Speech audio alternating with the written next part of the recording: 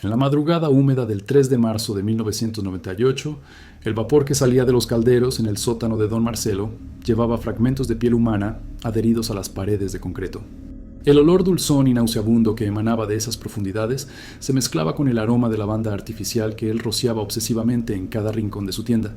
Marcelo Herrera, de 54 años, operaba su pequeño comercio en el callejón Manrique de Medellín desde 1983. Sus jabones artesanales costaban la mitad que los productos comerciales y prometían una limpieza que llegaba hasta el alma, según las palabras exactas que repetía a cada cliente. Si te gustan las historias como esta, suscríbete al canal y activa las notificaciones.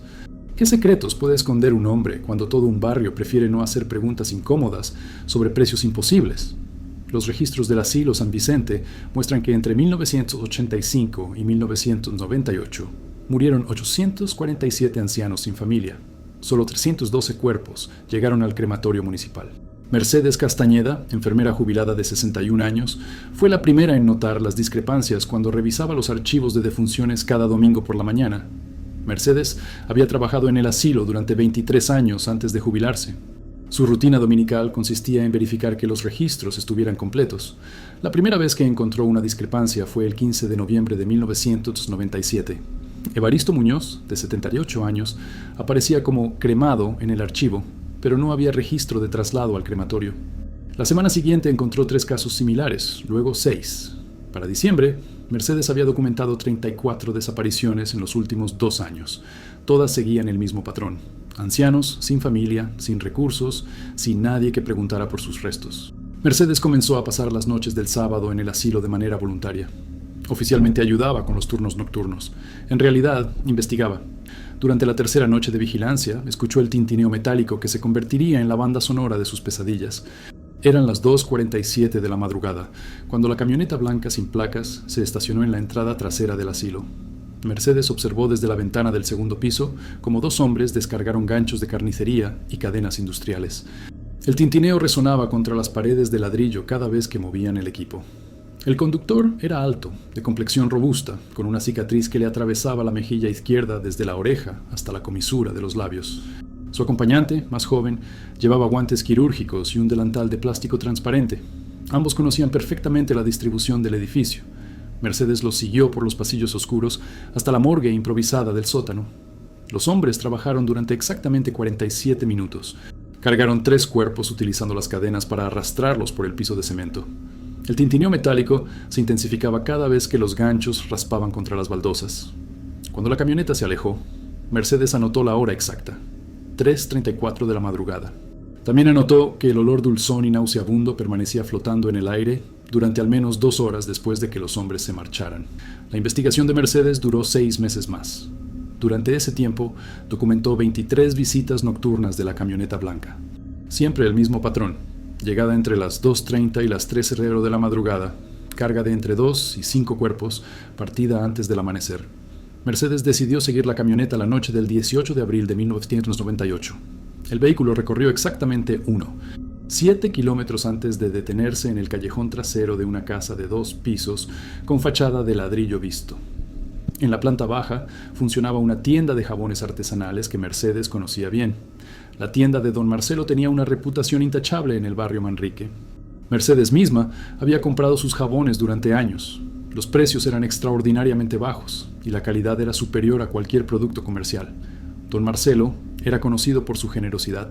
Siempre daba crédito a las familias necesitadas y regalaba jabones a los niños huérfanos. Mercedes observó desde la esquina opuesta cómo los hombres descargaron los cuerpos en la entrada trasera de la casa. Don Marcelo los esperaba en la puerta, vestido con un delantal de carnicería y guantes industriales que llegaban hasta los codos. Sus movimientos eran precisos, casi mecánicos, como si hubiera repetido esa rutina cientos de veces.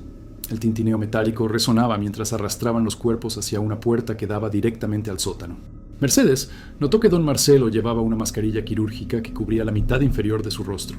Sus ojos, sin embargo, permanecían completamente serenos mientras supervisaba el transporte de los cuerpos. No había prisa en sus gestos, ni nerviosismo. Solo la eficiencia fría de alguien que conocía perfectamente cada paso del proceso. La operación completa duró 23 minutos. Después, la camioneta se alejó y don Marcelo cerró la puerta trasera con 3 candados diferentes. Cada candado Requería una llave distinta que él guardaba en un llavero sujeto a su cinturón con una cadena metálica.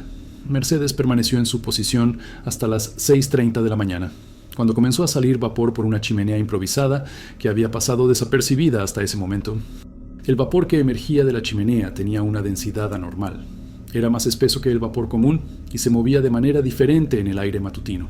Mercedes observó cómo se condensaba contra las ventanas de las casas vecinas, dejando un residuo oleoso que brillaba bajo la luz del amanecer. El vapor tenía exactamente el mismo olor dulzón y nauseabundo que Mercedes había percibido en el asilo, pero ahora se mezclaba con aromas artificiales de lavanda, rosas y jazmín. La combinación era tan característica que Mercedes la reconocería en cualquier lugar. Mercedes presentó su denuncia ante la Fiscalía el 20 de abril de 1998. El fiscal adjunto Rodrigo Salazar, de 38 años, inicialmente descartó el caso como producto de una imaginación senil. Mercedes tuvo que insistir durante 3 semanas antes de que Salazar accediera a revisar los documentos del asilo.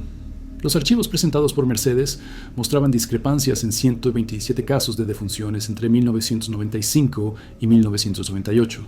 Todos los ancianos desaparecidos compartían características similares: edad avanzada, ausencia de familiares, carencia de recursos económicos, enfermedades terminales o demencia avanzada. Salazar ordenó una inspección rutinaria del asilo San Vicente el 8 de mayo de 1998. La directora, Esperanza Villarreal, de 49 años, mostró una actitud defensiva y nerviosa durante toda la visita. Cuando Salazar preguntó por los registros de cremaciones, Villarreal respondió que los archivos estaban en reorganización. La segunda inspección se realizó sin previo aviso el 14 de mayo a las 5:30 de la mañana. Esta vez, Salazar llegó acompañado de 3 agentes de la Policía Judicial y un fotógrafo forense. Encontraron la morgue del sótano completamente vacía, pero las paredes conservaban manchas de sangre seca y residuos orgánicos. El análisis forense de las manchas confirmó presencia de sangre humana de al menos 6 individuos diferentes. También encontraron rastros de sosa cáustica, glicerina y ácidos grasos utilizados en la fabricación de jabón. El laboratorio tardó 12 días en procesar todas las muestras. Mientras esperaban los resultados, Salazar ordenó vigilancia discreta de la tienda de don Marcelo. Los agentes documentaron un flujo constante de clientes durante todo el día. Las ventas eran especialmente intensas los sábados y domingos, cuando familias enteras llegaban a comprar jabones para toda la semana. La vigilancia también reveló que don Marcelo recibía entregas nocturnas regulares de materias primas. Los proveedores llegaban en camiones pequeños entre las 10:00 y las 11:00 de la noche. Descargaban tambores metálicos que llevaban directamente al sótano de la casa. El 2 de junio de 1998, los resultados del laboratorio forense confirmaron las sospechas más terribles de Mercedes. Las barras de jabón incautadas en la tienda de don Marcelo contenían grasa humana saponificada y fragmentos microscópicos de hueso molido. El análisis químico era irrefutable. Salazar obtuvo la orden de allanamiento el mismo día. La operación se ejecutó a las 6:00 de la mañana del 3 de junio con 15 agentes de la Policía Judicial. Don Marcelo fue arrestado mientras preparaba una nueva hornada de jabones en el sótano de su casa. La escena que encontraron los investigadores superaba cualquier expectativa. El sótano había sido convertido en un laboratorio de saponificación completamente funcional. 5 calderos industriales ocupaban el centro del espacio, conectados entre sí por un sistema de tuberías de cobre que don Marcelo había soldado personalmente. Un sistema de destilación casero, estanterías llenas de productos químicos organizados alfabéticamente y herramientas de carnicería colgadas en las paredes con la precisión de un quirófano. Los calderos más grandes tenían capacidad para 200 litros cada uno. Estaban equipados con termómetros industriales y sistemas de agitación automática que don Marcelo había adaptado a partir de equipos de cocina comercial. Las paredes alrededor de cada caldero mostraban salpicaduras de grasa que habían sido parcialmente limpiadas pero nunca completamente eliminadas. En el rincón más alejado del sótano, los investigadores encontraron los restos parciales de 3 cuerpos en diferentes etapas de procesamiento. Los huesos habían sido separados meticulosamente de los tejidos blandos, utilizando técnicas que solo alguien con conocimientos anatómicos podría ejecutar. La grasa se almacenaba en tambores metálicos etiquetados con fechas, códigos numéricos y anotaciones sobre la calidad específica de cada lote. Don Marcelo mantenía un registro detallado de cada cuerpo procesado. Los cuadernos encontrados por los investigadores contenían información sobre el peso, la edad estimada, el estado de descomposición y la cantidad de grasa extraída de cada cadáver. También incluían notas sobre ajustes en la fórmula química según las características específicas de cada materia prima. Las paredes del sótano estaban cubiertas con azulejos blancos que don Marcelo lavaba obsesivamente después de cada sesión de trabajo. Sin embargo, el análisis forense reveló que la grasa humana se había filtrado en las juntas entre los azulejos, creando un patrón de manchas amarillentas imposible de eliminar. El tintineo metálico que obsesionaba a Mercedes tenía su origen en un sistema de rieles instalado en el techo del sótano. Don Marcelo utilizaba ganchos de carnicería suspendidos de cadenas para mover los cuerpos desde la entrada trasera hasta las mesas de trabajo. El sistema le permitía trabajar solo, sin necesidad de ayudantes. Durante el interrogatorio inicial, don Marcelo mantuvo una actitud cooperativa y hasta cierto punto orgullosa de su trabajo. Explicó detalladamente el proceso de saponificación y los ajustes químicos necesarios para obtener jabones de calidad superior, utilizando grasa humana como materia prima base. Don Marcelo reveló que había estudiado química industrial durante 3 años en la Universidad Nacional antes de abandonar la carrera por problemas económicos. Sus conocimientos técnicos le permitieron desarrollar una fórmula de saponificación que eliminaba completamente el olor característico de la grasa humana en descomposición. El proceso completo tomaba entre 18 y 24 horas, dependiendo del tamaño y la condición de los cuerpos. Don Marcelo trabajaba exclusivamente durante la noche, para evitar que los vapores del proceso llamaran la atención de los vecinos. El sistema de ventilación dirigía todos los gases hacia el alcantarillado municipal. Los libros contables encontrados en el sótano mostraban que don Marcelo procesaba un promedio de 8 cuerpos por mes. Cada cuerpo producía aproximadamente 40 barras de jabón, que vendía a 800 pesos cada una. Sus ganancias mensuales superaban los 250,000 pesos, una cantidad extraordinaria para un pequeño comerciante en 1998. La investigación se amplió para incluir a los empleados del asilo San Vicente que facilitaron las desapariciones. Esperanza Villarreal fue arrestada el 8 de junio junto con el médico forense Roberto Castillo, de 52 años, y el encargado nocturno Jaime Rodríguez, de 34 años. Villarreal confesó haber recibido 50,000 pesos mensuales durante 4 años, a cambio de facilitar el acceso de don Marcelo a los cuerpos, sin reclamar. El dinero le permitió mantener el asilo funcionando durante los periodos de crisis presupuestaria más severos. El médico forense Castillo admitió haber falsificado 89 certificados de cremación entre 1995 y 1998. Su participación en el esquema le generaba ingresos adicionales de 25,000 pesos mensuales. Castillo utilizaba el dinero para mantener a 2 familias diferentes en barrios opuestos de Medellín. Jaime Rodríguez, el encargado nocturno, era responsable de identificar los cuerpos sin familia y coordinar las recolecciones nocturnas. También se encargaba de limpiar cualquier evidencia después de cada operación. Rodríguez reveló que conocía el destino final de los cuerpos desde el primer día. El caso se complicó cuando los investigadores descubrieron que varios funcionarios del cementerio municipal también estaban involucrados en el esquema. El director del cementerio, Aurelio Mendoza, de 58 años, había estado cobrando por cremaciones que nunca se realizaron. Mendoza mantenía registros paralelos que mostraban 312 cremaciones ficticias entre 1995 y 1998. El dinero cobrado por estos servicios fantasma se dividía entre él y otros 3 empleados del cementerio. La operación les generaba ingresos adicionales de aproximadamente 180,000 pesos mensuales. La noticia del arresto de don Marcelo causó pánico en el barrio Manrique. Cientos de familias habían utilizado sus jabones durante años. Muchas personas reportaron náuseas y ataques de ansiedad al enterarse de la composición real de los productos que habían usado para bañar a sus hijos. El Ministerio de Salud ordenó exámenes médicos gratuitos para todas las familias que hubieran utilizado los jabones de don Marcelo. Los estudios no encontraron efectos adversos para la salud, pero el impacto psicológico en la comunidad fue devastador y duradero. Las autoridades también ordenaron la exhumación de 47 tumbas en el cementerio municipal para verificar que realmente contenían los restos prometidos. En 23 casos, las tumbas estaban completamente vacías. En otros 18 casos, los ataúdes contenían pedazos de madera y piedras en lugar de restos humanos. El juicio de don Marcelo comenzó el 15 de marzo de 1999 en el Juzgado Penal del Circuito de Medellín. El proceso duró 14 meses y se convirtió en uno de los casos más mediáticos de la década. La sala del tribunal, con capacidad para 200 personas, se llenaba todos los días desde las 6:00 de la mañana con familiares de las víctimas, periodistas nacionales e internacionales y curiosos morbosos que hacían fila durante horas para conseguir un asiento. Las medidas de seguridad fueron extraordinarias. 12 guardias armados custodiaban a don Marcelo durante cada sesión. El juez había ordenado instalar detectores de metal en todas las entradas después de que varios familiares intentaran introducir objetos contundentes para agredir al acusado. Los abogados de la defensa tuvieron que ser cambiados 3 veces durante el proceso. Los 2 primeros equipos legales renunciaron después de recibir amenazas de muerte por parte de familiares de las víctimas. El tercer equipo solo aceptó el caso después de que el Estado garantizara protección policial las 24 horas. Durante el juicio, la Fiscalía presentó 847 cargos de profanación de cadáver, 127 cargos de estafa agravada, 23 cargos de asociación para delinquir y múltiples cargos adicionales relacionados con falsificación de documentos y corrupción. Don Marcelo se declaró culpable de todos los cargos relacionados con el procesamiento de los cuerpos, pero negó categóricamente cualquier participación en las desapariciones del asilo. La Fiscalía también presentó evidencia física que incluía 47 barras de jabón analizadas químicamente, fotografías del laboratorio clandestino, los cuadernos de registro de don Marcelo y testimonios de 23 testigos directos.